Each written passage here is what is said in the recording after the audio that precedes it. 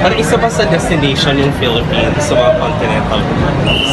I'm sorry? Isang destination din ba yung Philippines sa mga continental countries? We don't know the details yet, but I know that of course the new Miss Universe Victoria will be coming here para she can explore the country that we have here, the Filipino spirit. She will be visiting the Jewel Mer farm. So yeah. Oo nga, parang matour mo rin si Miss Pizza. Di ba? Yes. We look forward to that. So, how do you plan to spend your holidays? How do I spend what?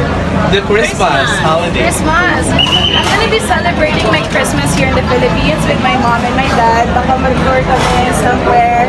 We really, really miss the Philippines. Sobrang being away from the Philippines was a challenge for me kasi parang mas na-realize ko, grabe talaga yung love ng Filipino culture. Yung weather that we have here, it is hot, but I really love the tropic weather that we have here. Siguro by New Year, I will be spending that as well with my family sa Manila. First Filipino food na bet mong kainin.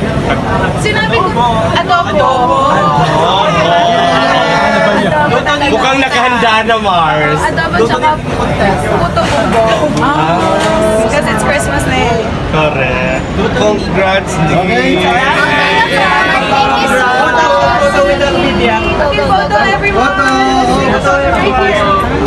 Patay ilaw. Smile everyone. Smiling tayo.